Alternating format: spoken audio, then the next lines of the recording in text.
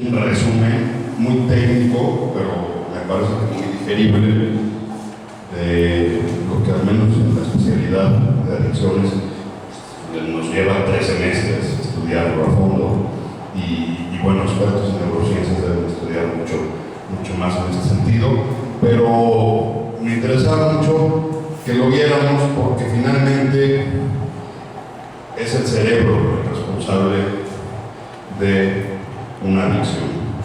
Y entonces vamos a entrar en materia. Si a alguien le interesa el video, es un video que está en YouTube, se llama El Cerebro Adicto, un video divulgativo de la Universidad de Navarra. Si lo quieren ver en calma en sus móviles o en sus casas, es El Cerebro Adicto, un video divulgativo de la Universidad de Navarra. Lo buscan así en YouTube y lo pueden ver. Y ya si les interesa, hay mucho material en YouTube de lo que es la neurociencia y las adicciones. Y para entrar en forma, pues lo que veíamos en este video es que finalmente las drogas producen adicción porque aumentan la dopamina. Y como ustedes vieron, la dopamina es esta sustancia, este neurotransmisor que se genera cuando tenemos placer.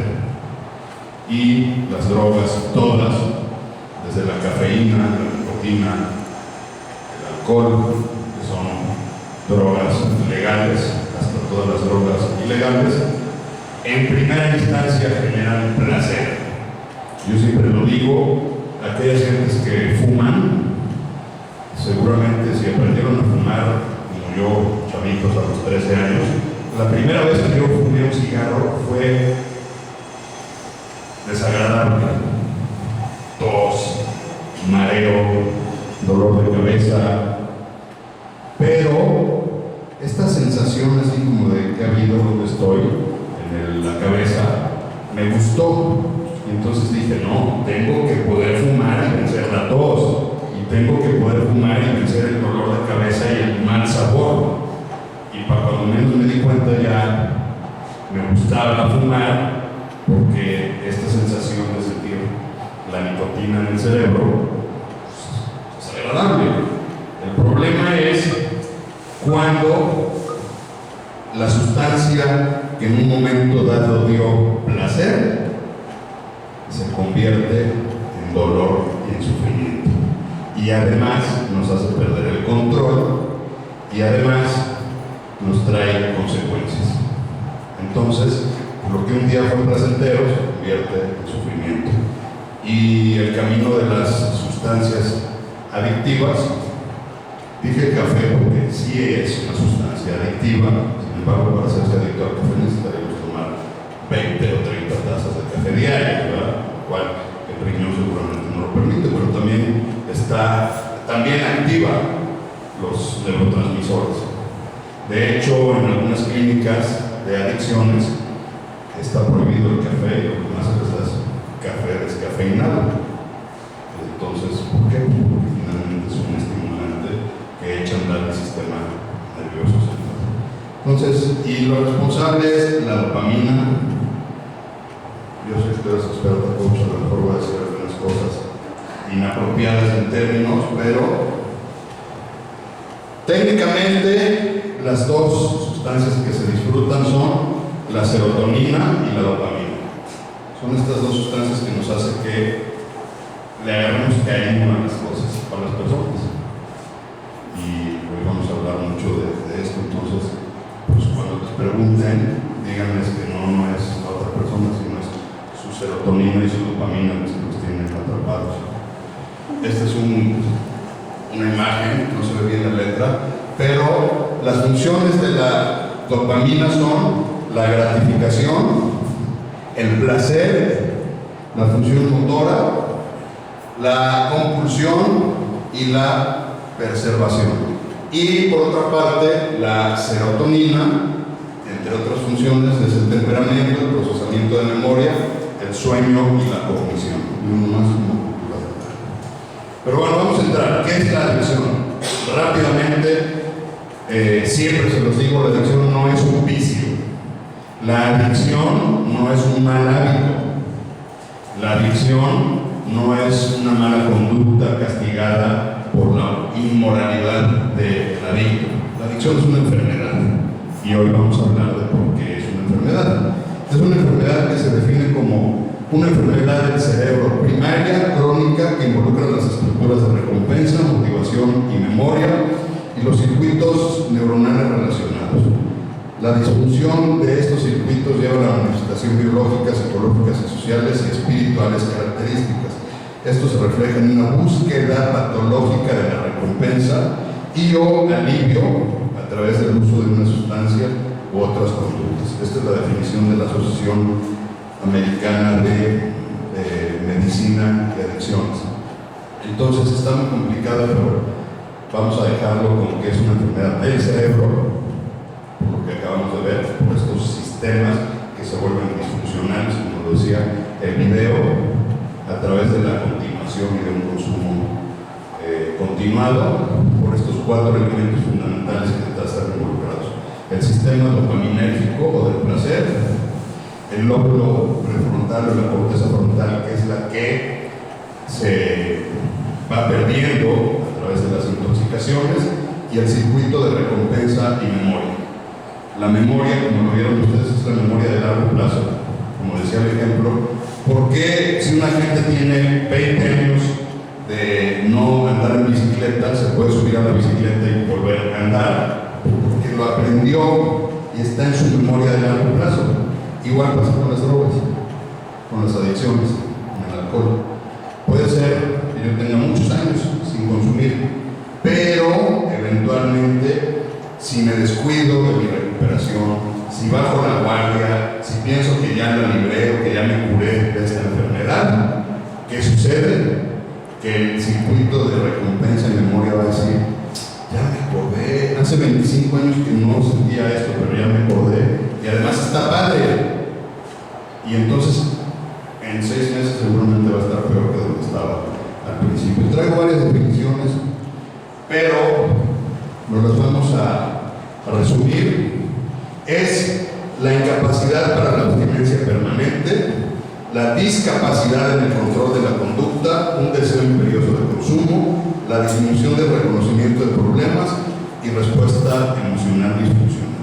Son algunas características o síntomas de un adicto. Al igual que otras enfermedades crónicas, la adicción involucra ciclos de recaída y remisión.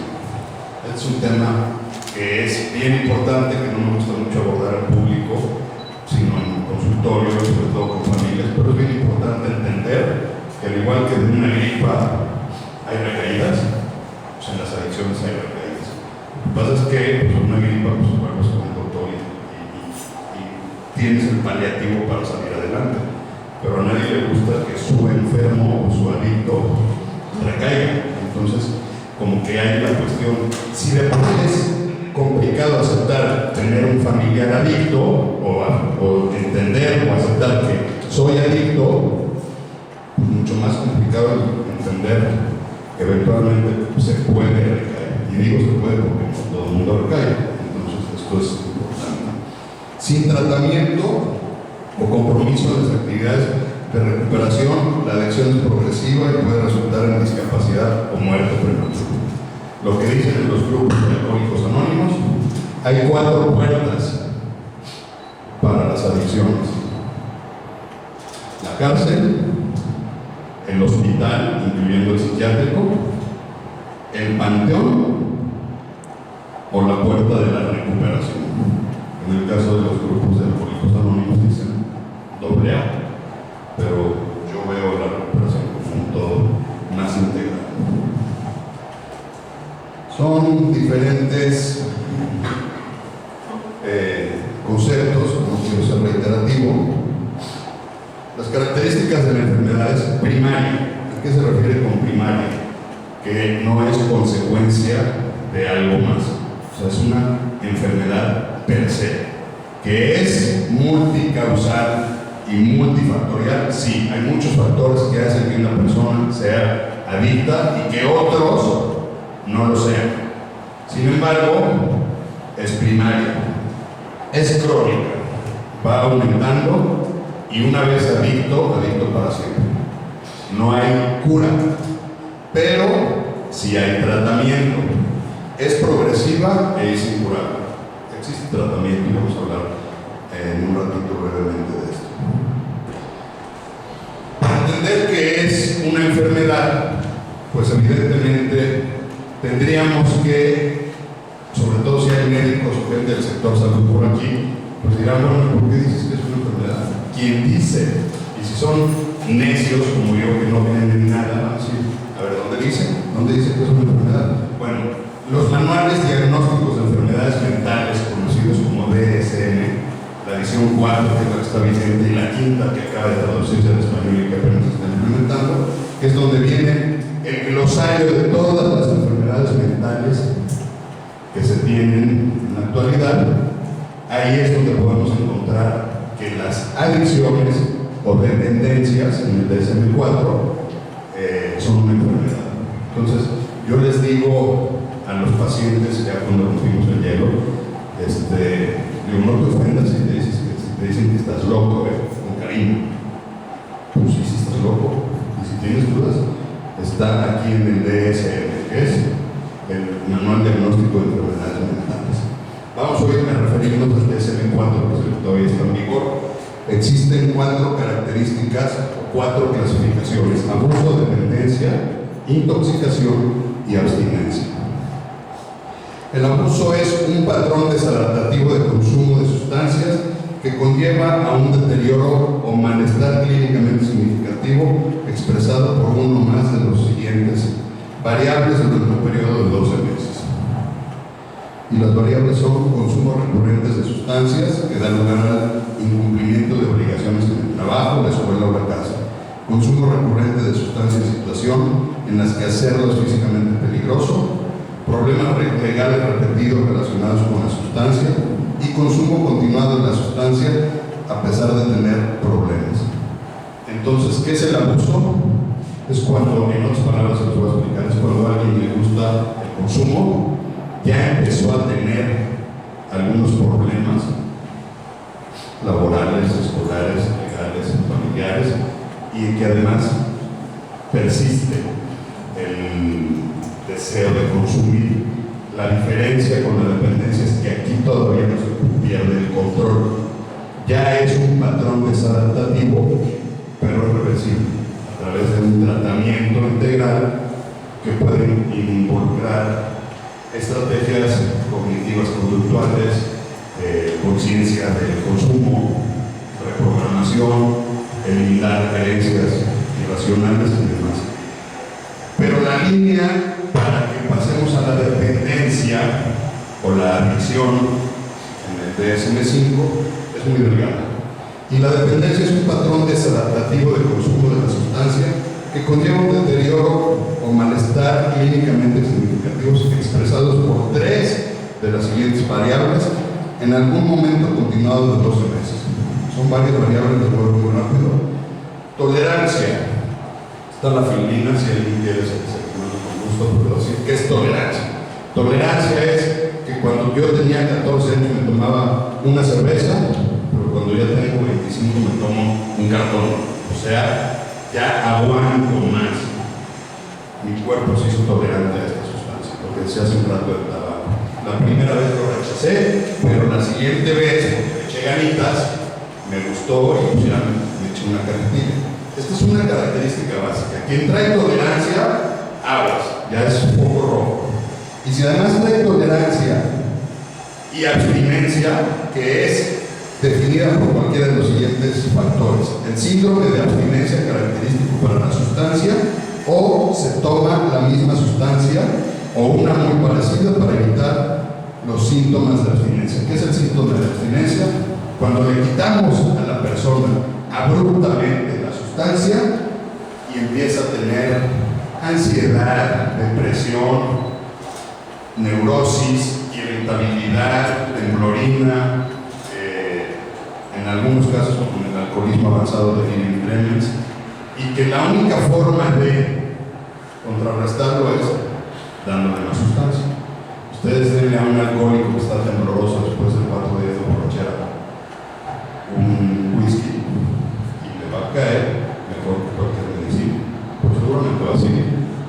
una persona que no tiene un problema, pues a lo mejor al día siguiente trae una resaca, pero se toma una Alka-Seltzer y no pasa nada, y sigue con su vida normal. Entonces, tolerancia y abstinencia, ojo, ahí ya hay un foco rojo de que es casi seguro que hay una dependencia o adicción. Y las siguientes, las sustancias tomadas con frecuencia en cantidades mayores o durante un periodo más largo de lo que inicialmente se pretendía. O sea, esta semana no voy a tomar, pero resulta que el viernes me invitan los cuates. Bueno, el viernes. Y resulta que el viernes, bueno, el sábado. Y bueno, pues el domingo. Entonces yo dije que no iba a tomar y tomé más de lo que había pensado. O existe un deseo persistente o esfuerzos infructuosos de controlar o interrumpir el consumo de la sustancia. Ojo, si alguno de ustedes conoce a alguien aquí que diga, yo puedo controlar y yo lo dejo cuando quiera, bueno, el foco ya es rojo doble, con las demás características. Estamos hablando de un adicto. O sea, alguien que dice, yo lo controlo, y que además se la pasa años tratando de controlarlo, y mientras más trata de controlarlo, más se hunde. Ahí ya es posiblemente un adicto. Que sea algún gallo me dice. Existe o se emplea mucho tiempo en actividades relacionadas con la obtención de la sustancia o en la recuperación de su defecto. Desde chavos, 18, 20 años, aquellos que dicen qué plan el viernes. Y es lunes y ya están pensando qué plan el viernes. Y luego qué plan el jueves y el viernes. Y qué va a haber, y dónde vamos a ir, y quién va a ir, y qué vamos a tomar. Esa es la parte importante. ¿Quién va a llevar el pomo? O ¿a dónde vamos a ir? Al precopeo, luego a la fiesta y luego al after. Y en lugar de estar haciendo la tarea, están planeando a dónde van a ir. Esa es otra característica. Reducción de importantes actividades sociales, laborales o recreativas debido al consumo de la sustancia. Pues tenía un juego de fútbol, pero no llegó. O tenía una primera comunión y no llegó. O tenía un bautizo y no llegó. O tenía un evento laboral y no llegó. Ese es otro factor. Y el último, se continúa tomando la sustancia a pesar de tener conciencia de los problemas psicológicos o físicos recidivantes o persistentes que parecen causados o exacerbados por el consumo de la sustancia. O sea, yo sé que ya traigo una bronca, pero además de que lo quiero controlar, pues lo sigo haciendo. Esa es la parte que la gente normal no entiende. O sea, a ver, ya lo dejó la familia, ya perdió el negocio, ya perdió el dinero, ya está en bancarrota, ya trae hígado graso, ya chocó, ya estuvo en la delegación. ¿Y qué creen? Vuelve a consumir. Y la gente normal dice, no, se necesita estar loco para eso. Bueno, por eso está en el catálogo de enfermedades mentales. Estos son conceptos un poquito más complicados. Déjenme darle celeridad. Este es el círculo vicioso de la adicción. Es muy interesante. Hay algunos conceptos psicodinámicos, pero no en el caso. Impotencia real del adulto. Vamos a hablar de una persona adulta de los 24 en adelante. El adulto siente impotencia. Tiene una situación estresante que lo hace sentir impotente. Trabajo, novia, novio, familiares, duelo, siente impotencia. Y entonces está la omnipotencia mágica infantil. De bien, estos son conceptos así como psicodinámicos, pero es como que el niño que a través de un berrinche se salía con la suya cuando no podía hacer algo. Y entonces de ahí pasa la frustración. O sea, no puedo hacer que mi novia vuelva conmigo. Y por más que le hablo, que le digo, que le pido, que me pongo de tapete, que hago los huevos al gusto de ella, etc., no me pela. Entonces, ¿qué pasa? Me frustro. De la frustración paso a la depresión. Y luego, en términos freudianos, la relación oral placentera. O sea, agarro mi mamila, o mi cigarro, o mi inhalación, tomo droga, siento placer momentáneo, tengo una sensación de poder, o sea, me siento poderoso y decir, pues la verdad, que no me haya contestado al cabo que ni la quiero. Ahorita me voy a encontrar otra. No, que si yo soy aquel, o sea, y ya con los efectos de la droga, entonces me siento muy bien y me siento con ese control que yo no tengo como persona normal. Pero ¿qué pasa? Desaparecen los efectos. Entonces llega como ese puta. Dije que no me iba a hablar y en la madrugada ya más intoxicado le hablé y me volvió a mandar por las cocas. Y entonces ahora, además de todo, ya traigo cruda moral porque ya ni me acuerdo qué hice y además no me acuerdo qué le dije en la llamada de las 4 de la mañana. Y como perdí mi celular, pues no sé qué le puse en el WhatsApp. Y después de la culpa viene la vuelta a la realidad. Y mientras no se rompa este círculo vicioso, vamos a seguir, consume y consume y consume, porque eso es lo que aprendió mi cerebro: placer, recompensa o alivio de dolor, memoria. Entonces, ante la frustración, ante la alegría y ante todo, como dicen los alcohólicos anónimos, el adicto toma por todo y por nada. O sea, la cosa es tomar. ¿Qué factores son predisponentes para la adicción? Biológicos. ¿Qué quiere decir? Algunos estudios establecen que mi organismo metaboliza diferente bioquímicamente la sustancia que la de alguien más. Por eso alguien puede decir, oye, mi compadre y yo desde chavitos tomamos igual, sí, pero tú procesas el alcohol diferente que tu compadre. Genéticos. Genéticos no quiere decir que son hereditarios, ojo, pero sí hay una predisposición genética. Ante padre, madre, abuelos, primera línea, adictos, hay un 60% de probabilidades de desarrollar la adicción. No quiere decir que se herede, pero sí quiere decir que si este chavo viene de una familia de pedigrí alcohólica y empieza a chupar a los 17 años, pues para los 22 o 23 a lo mejor va a ir ya rebasando al papá y a la abuela. Sociales, pues alguien que me diga, incluyendo los días de ley seca, en esta ciudad y en todo el mundo, donde no hay alcohol, por ejemplo. O sea, vivimos en una sociedad alcohólica. Familiares, tiene que ver mucho la historia familiar, sobre todo de los 0 a los 10 años. Si hubo separaciones, violencia, agresión, si hubo algunos factores que hicieron disfuncional el crecimiento del niño de los 0 a los 7 o de los 0 a los 10 años, hay mucho más probabilidades.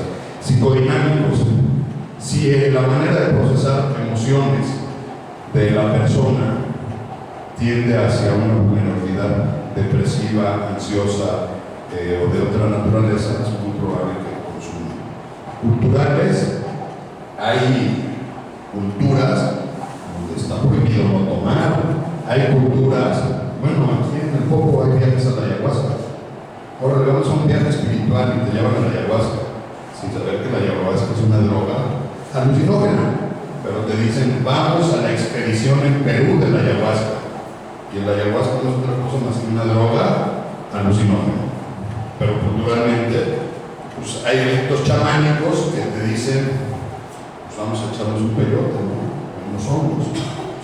Y mercadológicos, pues lo decía hace 15 días en una plática con chavitos que no tuvieron la exposición a los medios que teníamos nosotros en los 80s o los 90s, el mundo Marlboro, el añejo de Bacardí otra vez por New York.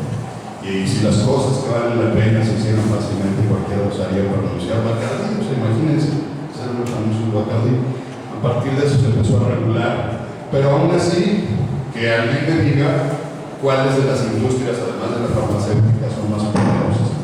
Las tabacaleras y las que venden alcohol. Y qué bueno, porque hay mucha gente de muchos nuevos de empleo, pero no esté sobrepasado. Pero bueno, esto es la adicción. Hay adicciones a las emociones de otras personas, que es un poquito el tema de hoy. Características de la codependencia y su enfoque de pareja. Aquí, si al ratito tienen preguntas, pues las hacen Es un patrón de dependencia dolorosa, de comportamientos compulsivos y de búsqueda de aprobación por los demás para tratar de obtener seguridad, autoestima e identidad. Eso es la codependencia. Yo necesito que tú me apruebes. Si tú no me apruebas, yo no soy nadie. Es una de las definiciones de codependencia. Otra definición: la codependencia es un patrón de conductas compulsivas motivadas por la dependencia de la aprobación de otros para obtener una sensación de seguridad y autoconfianza para sí mismo. Es el resultado de la exposición prolongada y de práctica de una serie de reglas opresivas que previenen la abierta expresión de los sentimientos y el comportamiento directo de los problemas personales e interpersonales. Aquellas personas que tuvieron algún conflicto con el padre, porque el padre decía, cállate los hijos, no digas nada. O, a ver, los hombres no lloran. O, a ver, está comiendo papá, cállense, está durmiendo su papá. O no le digas nada porque está tomando. Esto es, previene la abierta expresión de los sentimientos. Las personas codependientes, voy a empezar a hablar en primera persona, que por el día de hoy creo que estoy tratando de recuperarla, nos cuesta mucho trabajo expresar nuestras emociones. ¿Cómo estás? Bien. Mal. ¿No? ¿Cómo estás? Bien. Mal. Ponle nombre a tu emoción. ¿Cómo? Triste, enojado, contento, feliz, alegre. Ponle nombre. Los codependientes, hasta para ponerle nombre a lo que estamos sintiendo, batallamos. Entonces es bien o mal, lo cual quiere decir, como dicen los chavos hoy, X. Así dice mi hija de 14 años. ¿Cómo te fue, hija? X. Conductas autodegradantes, aprendidas o defectos de carácter que generan una disminución en la capacidad de iniciar relaciones amorosas o de participar en ellas. Esta me encantó. O sea, pégame, pero no me dejes. Por favor, haz de mí lo que quieras, pero no te vayas. Eso pasa en otros países y en otros estados. Aquí en Puebla. No, aquí no. ¿Todo bien? Todo bien. ¿Todo en orden? Aquí no. Bien. Es un patrón disfuncional de vivir originado por la familia y la cultura. Detiene el desarrollo adecuado de la identidad. Es una enfermedad. Bueno, esto es complicado, pero la padecen aquellos sujetos en los cuales el sí mismo está oculto o desconocido y por lo tanto no se expresa. Sensación de poca valía. Yo sé que aquí todos tenemos la valía de estar en el cielo, por eso estamos el sábado aquí. Relaciones dolorosas, eso nunca. Vergüenza internalizada, o sea, estoy aquí con ustedes hablando bien seguro, pero por dentro me estoy muriendo de vergüenza. Los rasgos, es un exagerado sentido de responsabilidad hacia otro. O sea, es, ¿quién lo hace? Yo lo hago. ¿Quién va a cuidar a mamá? Yo. ¿Quién va? Oye, no tengo muchachos, te lo cuido. Oye, estoy crudo. No te preocupes, yo tengo tu caldito. Oye, o sea, yo soy la responsable o el responsable del mundo y el mundo sin mí se cae. Intensa necesidad de aprobación, ya lo dijimos. Constante dificultad para expresar emociones y sentimientos, ya lo dijimos. Dificultad para experimentar niveles adecuados de autoestima. Dificultad para establecer límites funcionales. Esto es básico en el tema de la codependencia. Límites funcionales. No estamos hablando de límites rígidos, pero límites